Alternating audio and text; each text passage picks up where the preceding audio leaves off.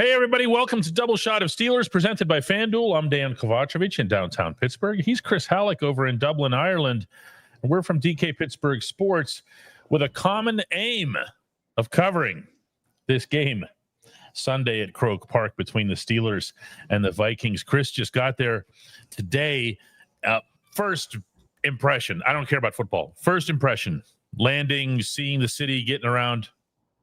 I mean, it was really, really cool. I mean, like the way that they came, the plane came in whenever I was flying in, like we were going down the coastline and they legitimately flew out over the water to then come in to like land at Dublin's airport. So we really got like the coastline of Dublin, like as we're going in, looking and seeing all the golf courses everywhere, all the soccer fields everywhere, even some rugby fields. I didn't see any American football fields, but I thought it's still really, really cool. And then getting to walk around in downtown Dublin,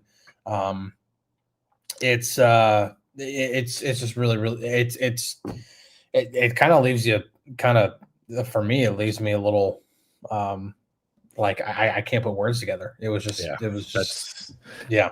The reaction I had when I was there in 2019 was principally like if I had to create a city that I would just want to visit on a regular basis, it would be Dublin. Like because it would have all of the old school charm, and at the same time, let's not pretend we're above this, all of the amenities and the things in life that we're used to, and I instantly fell in love with it. Instantly. Yeah. And I can't wait to get over there in a couple of days myself. When you surveyed the scene, as far as a football impression goes, Steelers impression, how much have they dolled the place up? Quite a bit. The Fitzsimmons Temple Bar is the official home or hub of Steelers fans there, and are in downtown Dublin. And yeah, it's the Steelers banners everywhere. You go in there, it's dressed up just like any Steelers bar would be. It's actually not. I talked with one of the big honchos there. It's actually not a regular Steelers bar, but it doesn't mean that even locals haven't, come by and been really excited about the game. I talked with, they have a temporary pro shop, like just a team pro shop. The Vikings don't have one. The Steelers do. And I talked with the manager of the Steelers pro shop, and he's been talking about how, the last couple of days, a lot of Americans have come in and they're kind of taking over the place a little bit. But it's like, even before then, the couple of weeks that we were open before, the last couple of days, a lot of local people have been here. Just curious. Yeah. And they've been invested. They've been excited over it. And you can really, really see how much it kind of means to the people here. Well, that's part of what makes these things interesting is I mean, what ends up happening, because this is what happened in London in 2013, is that lots of Steelers fans come. An equal amount of Vikings fans will come. Wow, does that team have a fan base? And then you realize that they're likely the ones that are filling this stadium. And it kind of makes me a little, Wembley's bigger than Croke Park in terms of the crowd size. But it makes me feel like, is that really what we're doing here? I mean, we're bringing people who already love football, who are already Steelers fans, already Vikings fans, and we're just playing the game somewhere else. Whereas I feel like when European soccer has come here, and by here I mean literally Pittsburgh, not to the bigger markets where you're going to get all kinds of expats filling the stadium. In Pittsburgh, the people who come for let's say a friendly between, I don't know, Liverpool and AC Milan or whatever, they're going to be locals.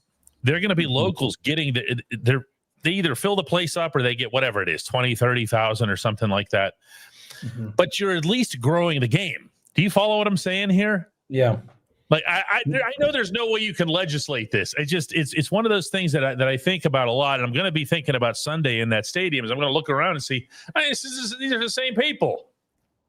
Well, it is kind of funny how that happens, but it is still growing the game. I'm talking with one of the guys today. You know, they said that 700,000 people reached out about tickets. Like and obviously you're not going to fit 700,000 people in Croke Park. Only about 80,000 fit in there, and so that's quite a number, you know. And then there are specific things that, like that pro shop, for example, they also have an online service. They're only doing that for those who live in Europe. It's not like an exclusive thing because let's make it all about Europe. It's no, because it's not easy for Europeans to get NFL stuff because of ordering from the United States and everything. So it's just not as easy. It's not as accessible as obviously with online and everything. It's a lot easier than it used to be, but it's still not as easy. And now when you have something like here's a place where you can go in, you can walk in and go get it yourself, especially for a week like this. Like, yeah, absolutely. Like it's absolutely a way to grow the game, and the game is growing, whether people want it to or not. The game is growing on a global scale. Will it ever be as big as soccer? No, probably not. But American football is growing beyond the borders of the United States, and that's a challenging thing. It is, because it's not a participatory sport hardly anywhere else in the world outside of U.S. and Canada, whereas other sports have. It's not just soccer. Other sports have a massive advantage in that regard because other people play them. Other people do them. When you go around the world, there are not just soccer fields. There are basketball courts. Basketball is a global sport. Ice hockey is a global sport. Track and field. I'm going to start getting into some of the obvious ones here. Tennis is something that's very big all over the world.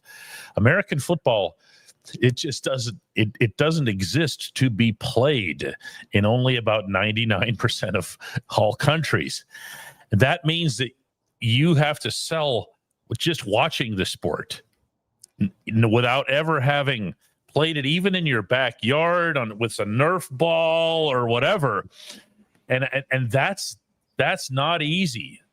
Heck, baseball has a bigger global presence with the way it's played in the Far East, with the way it's played in Latin America.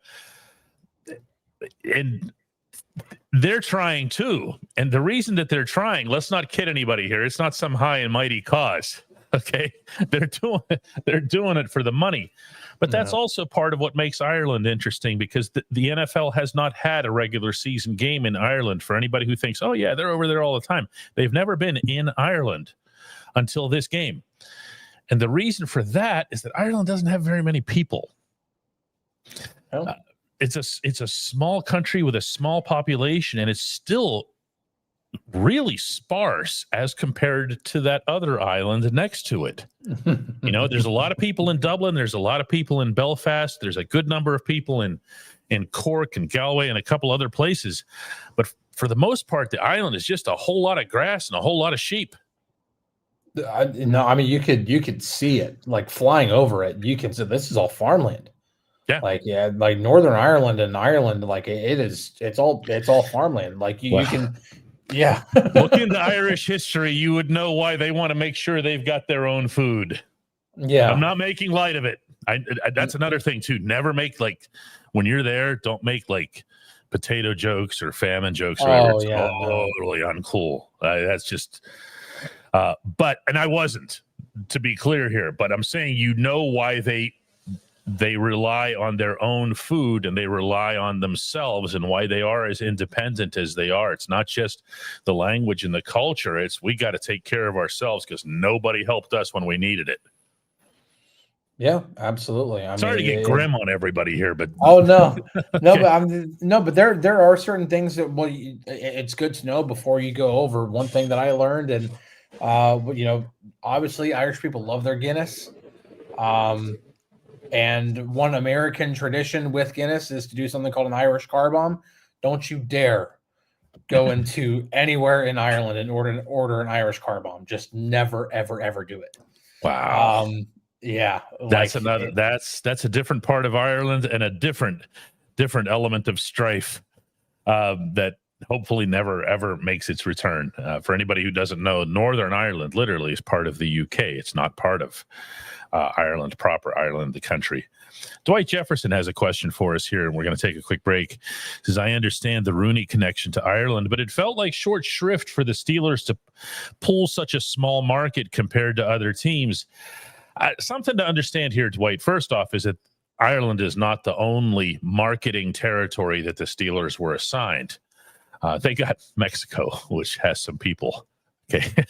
And they had no choice but to be given Mexico, considering the way the fans are there about the Steelers. The other thing is marketing rights and stuff. All that money goes into the same pocket. It just does. What they don't want is for multiple teams to be going in and fighting with each other when it's a common cause. Every sport is more popular and more beloved when you have a team that you're attached to. So that was a smart move, I thought, on the NFL's part. Oh yeah, absolutely. And plus, I mean, if you're going to grow the game in Ireland, I mean, you're already in the UK. Yeah, we've had, I mean, more games in London than anywhere else. Ireland's right next door. And if you're going to have any team be the one to kick it off in Ireland, it's going to be the Steelers. Had to be 100% had to be. Yeah. Yeah. And that's because that's because of the late ambassador, Dan Rooney. Over there, the Rooneys, by the way, just to throw this out, are everywhere on this trip. We have seen their itinerary, and I say they because it's not just Art, but also younger Dan.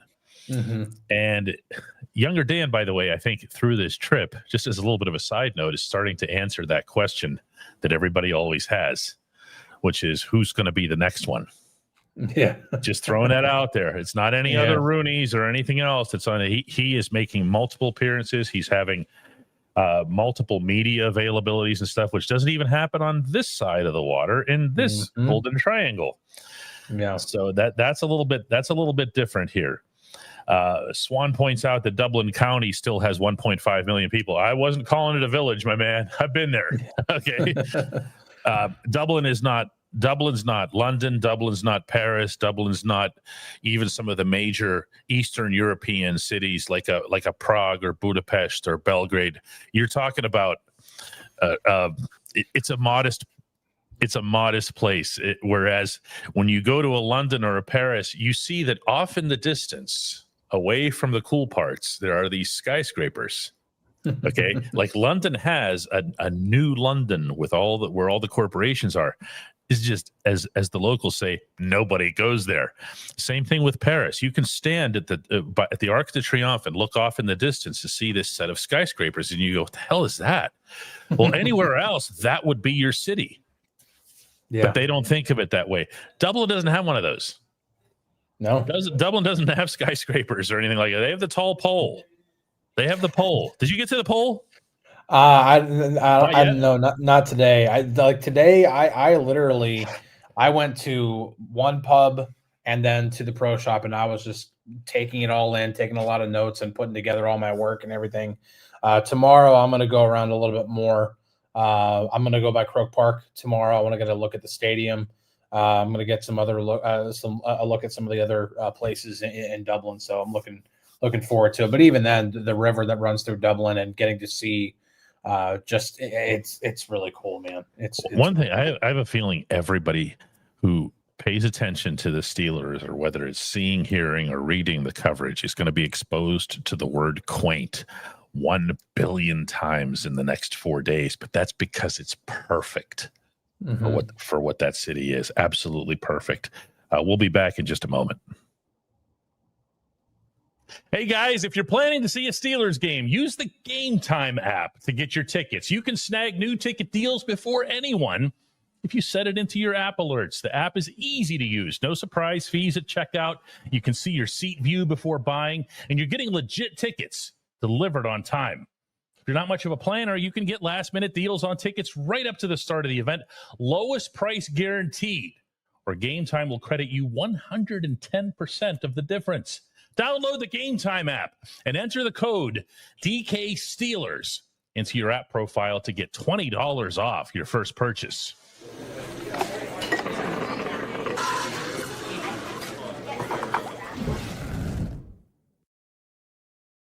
Chris, the NFL has finally made it to Ireland, and it is time to check out the latest odds, futures, and win totals on the FanDuel Sportsbook. Latest line on Steelers and Vikings? He cringes in asking. Oh, I'm not even caught up on that. I'm running on 2 hours of sleep right now.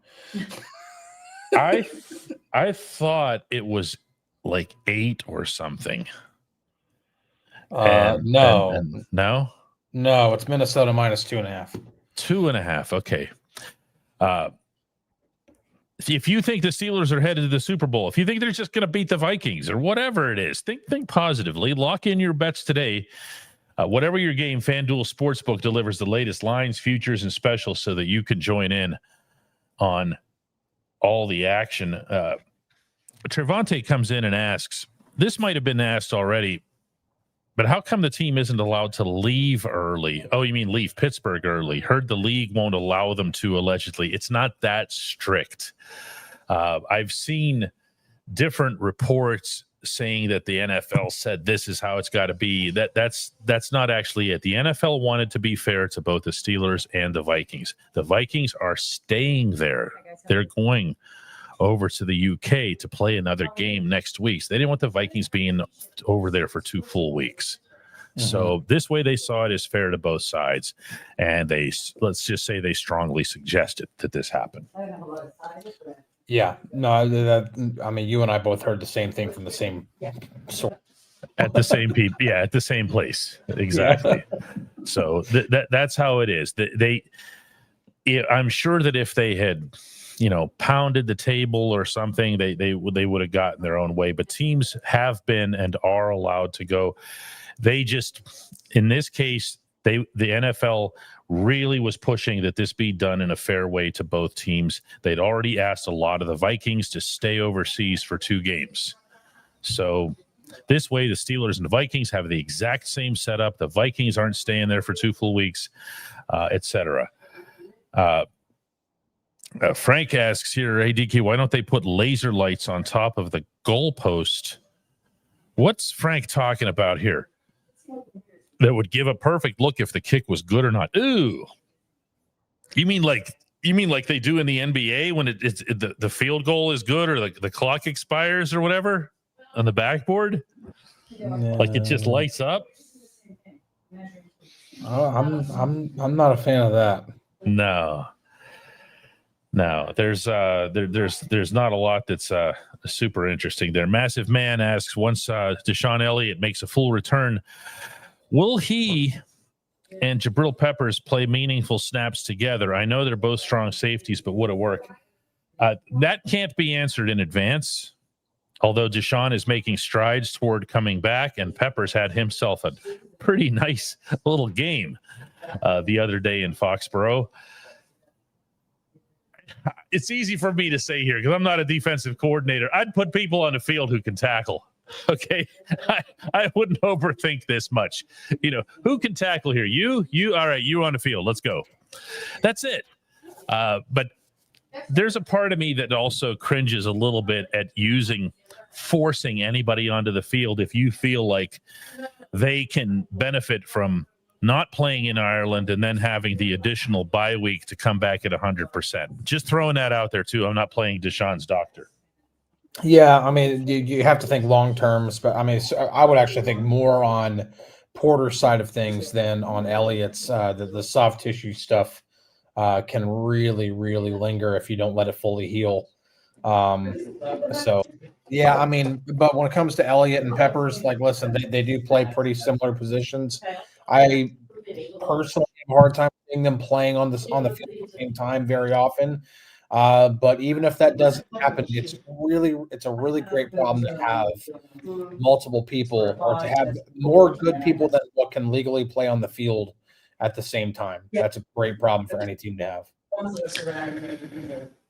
John comes in with a $5 contribution, which Chris will tell us is roughly the equivalent of €5. They're pretty much a match, aren't they? $1 at this point? No, what is it? No, I don't know the exact number, but I mean, shoot, I ordered food earlier today, and it was like American dollars was like $5 more for like something that was like $25 or something like that. So or 25 euros. Yeah, well, that's not too dissimilar. John asks, are we bringing all of our tight ends with us? And 2, can we use them, please? I'll ask you this one back, John, with a 3. Are you bringing offensive linemen with you?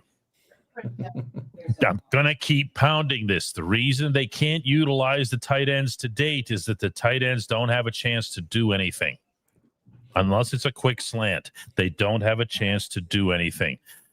Hate to keep pounding that, but there it is. You need your offensive line to step up. You just do, or support them in some capacity here. Brent Haynes asks, with possibly getting a few guys back on defense, do you think that we're going to see a little bit more press coverage to give the defensive line a second or so more to get home?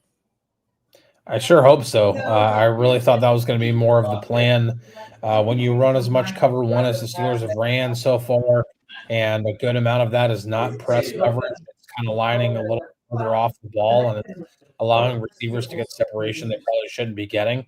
That's a problem, especially if teams continue to exploit it. So they need to get that figured out either way. But I would like to see more press for sure.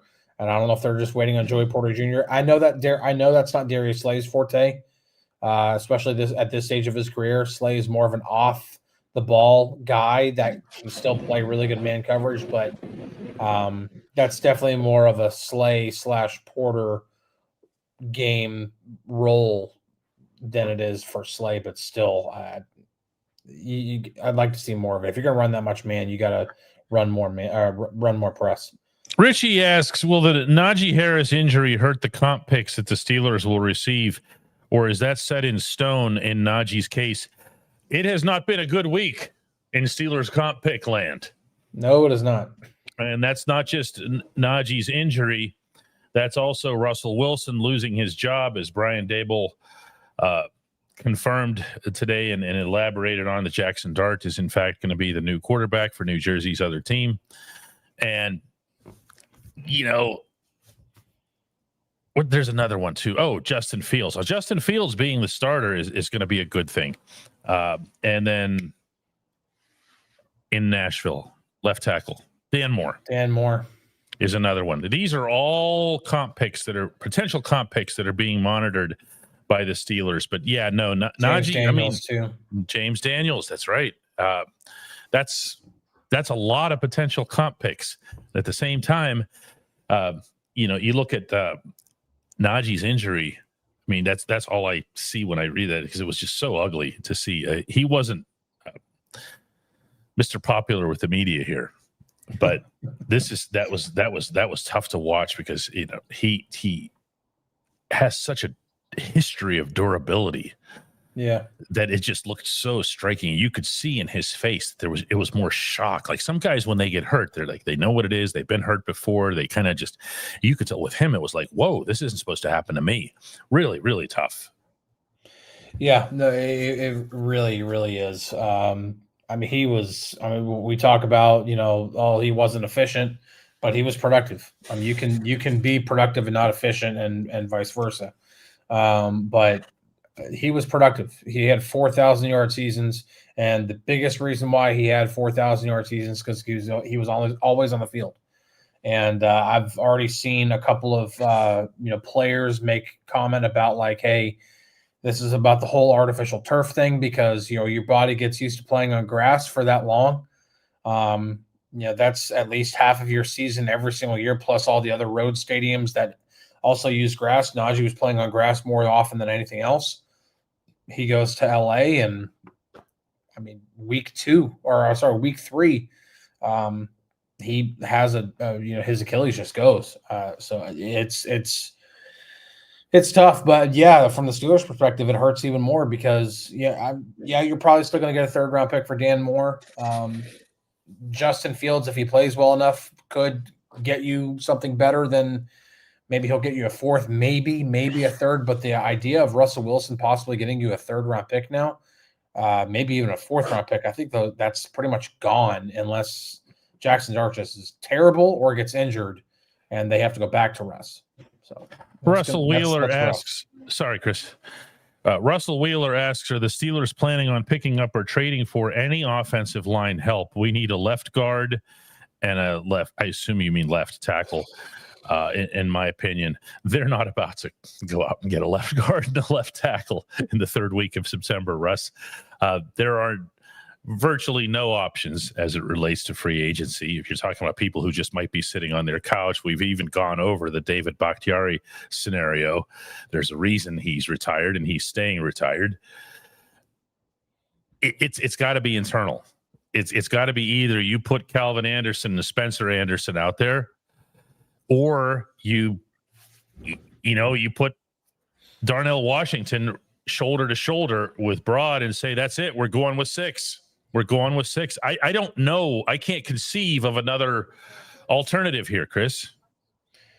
There's not another alternative. And the other part of this is, and people keep forgetting this, is they need an answer on Broderick Jones. They need a final answer on Broad. I mean, I understand, but they do. They have a big decision to make next offseason. They have to decide whether or not to pick up their 5th-year option on him. We'll never agree on this one. I just don't care. I think you don't need more evidence to make. This isn't about making decisions. This is about winning football games when you're at this time of year. I can see what you're saying. I know you're correct. But I still don't care. Is what I'm saying. Does that make sense? That's my point here. I'm afraid. I'm okay with saying I'm wrong, and I don't care that I'm wrong. All right. I think that's completely fair to say. Justin Watson says that Troy Fautanu was just as bad as Broderick Jones last week. He was not. Troy wasn't great. But I didn't see Troy struggling at times the way Broad did. And again, we're going to start getting into individual names and stuff and who's better or who's worse and everything. Here's the offensive line. Here's Zach Frazier. Okay. Here's the other 4 right now. That's how I look at the offensive line. I don't think there's that much variance between the other 4. And that includes Isaac. Going just across the board. And that's why the unit isn't any good.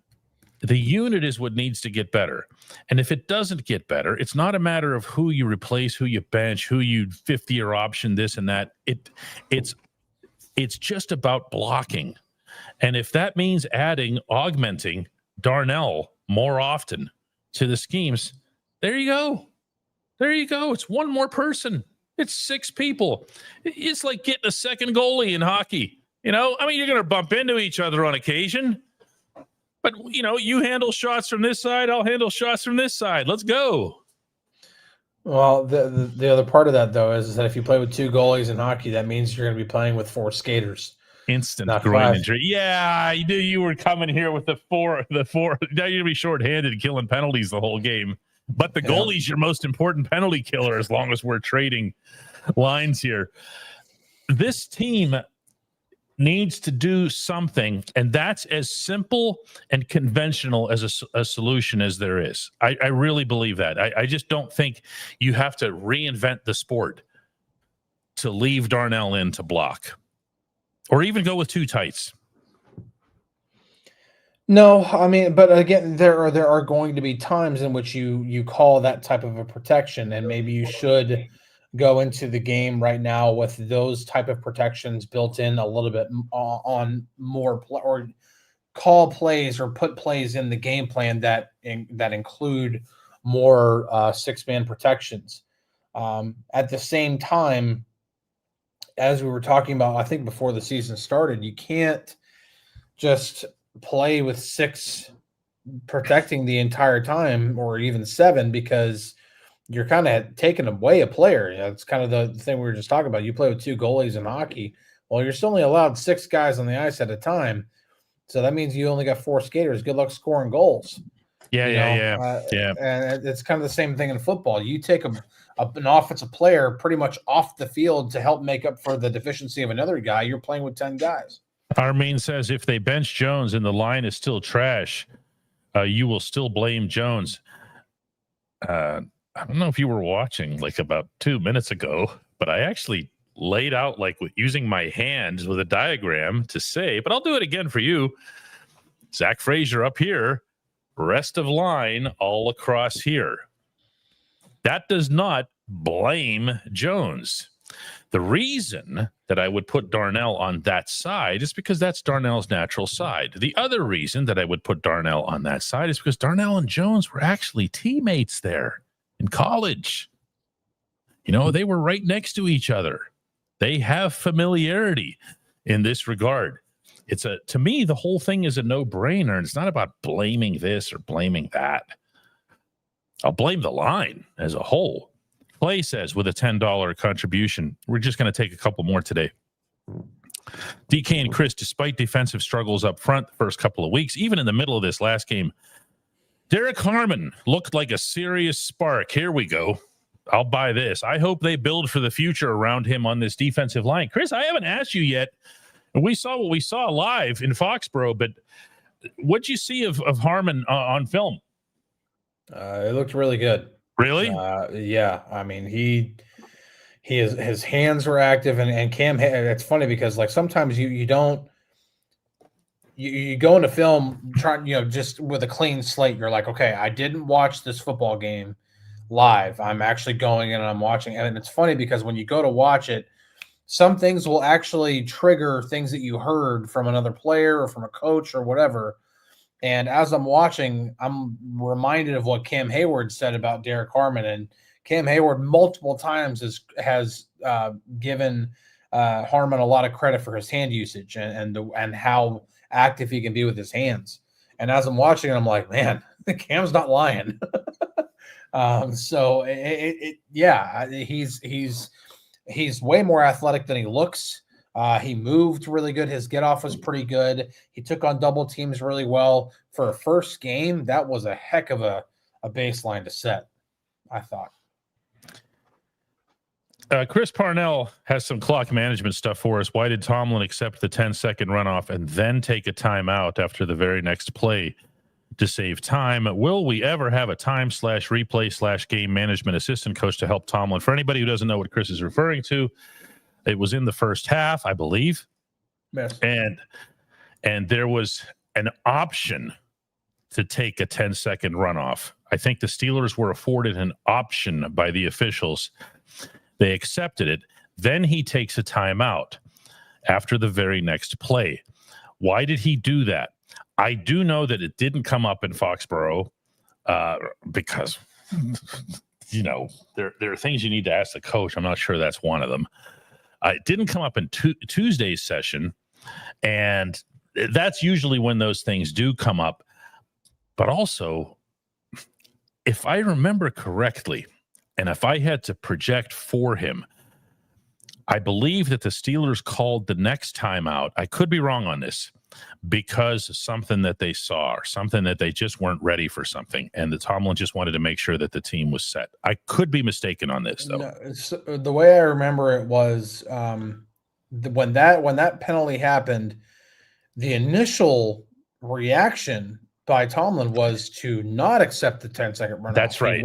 He wanted to keep the clock.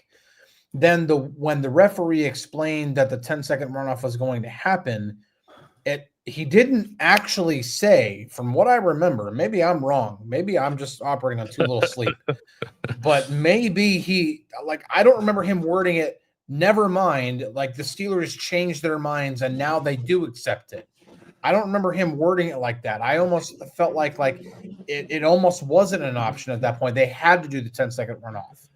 Yeah, the coach, as Dwight is the coach, as Dwight is pointing out here in the chat, Dwight says Tomlin got the defense set with the timeout, if I'm not mistaken, and it worked. The coach, except in an extraordinary circumstance, will always prioritize readiness over something that's clock-based. Okay, now if it's final minute of the game and you're marching down the field, okay, it's different. Every second is precious. But this wasn't that. This was, I believe, like less than 2 minutes or something. Yeah. Well, what they were wanting to do was, it's very clear what Tomlin was wanting to do. He was wanting to preserve as much time as possible. They got a third down coming up. And right before that third down, he called a timeout to stop the clock to preserve it, because that is a coach's way of putting faith in the defense. Get us a stop, get us the ball back, and then that way we can go down. And I think even with that timeout gone, they still would have had 2 timeouts left, which is plenty of time to go down and at least get a field goal. But yeah, so I think that's what ended up happening. And again, from what I remember, the way the referee explained it, it's not like Tomlin decided to change his mind and be like, "Oh no, never mind, take the 10 seconds off." It almost felt like it wasn't a team option at that point, and so yeah. This is the best. Sam Gale, all caps. Timeout works because they force a fumble. It really didn't have anything to do with that, but okay. That was probably before the interception, though. Robert wants to know if I'm hopping on the company Gulfstream G150 tonight. No, I'll be hopping on the Iceland Air, which that's what you took too, right? Yes, I took the Iceland Air. Yeah, through Reykjavik. Yeah, it's because we have a nonstop from Pittsburgh to Reykjavik, and then from there you're at the Keflavik Airport for about an hour. It was get off the jet. It was like get off the plane, get on the bus. The bus takes you to the terminal, and I literally got right in line. And we were starting the boarding process 10 minutes later. Ouch. I'll spare the boss that knowledge. Okay. No. You can't jump in and what did I miss? She's not even listening to the show. The last question for the day goes to Joseph Donovan, who says that both Pat Meyer and Terrell Austin need to go. If Arthur Smith doesn't get his act together, he can follow behind the other two. Joseph is laying out a scenario in which everybody gets fired except for the head coach. And I'm not there yet. I mean, I was there with the head coach after last season, and I'm not taking it back. I believe the Steelers would immensely benefit from new, fresher, more modern thinking and leadership. But at the same time, right now, I don't know. Look, I see a lot of people coming at Pat Meyer here. Listen, none of us knows. You don't know, respectfully, what impact he's having on this line. If you want to blame him for the way some of them are performing, you also have to give him credit for Zach Frazier, or you don't. But it's nebulous. That's my point here. Has he made any of them better on a regular basis? I would argue that he's done that with Frazier. I would argue that he's done that with a 4th-round pick in Mason McCormick. And I'm really uncomfortable. I just want to say this out loud with lumping Troy Fautanu in with Broderick Jones right now, which seems to be happening a lot. Troy's going to be a really good player in this league for a long time. Yeah, and I saw a comment when we had this whole offensive line talk, something about, Pat Meyer's got to go. It's obvious the technique across the offensive line is bad. And I'm just like, okay, if you watch the technique with Broderick Jones versus the technique versus Troy Fautanu, it's not even close. Fautanu is these are not similar things. Yeah. No, Troy Fautanu's technique is way more polished than Broderick's is. And they could be like, well, why isn't Pat Meyer done that with him? Maybe Pat Meyer is doing that with him and Brod's not doing it.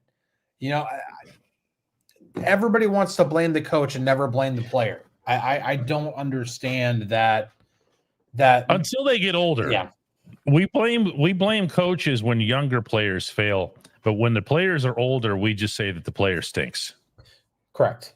Okay, that's actually the way that it goes. Yeah. And I'm not really all that different in that regard. I've got to be honest with you.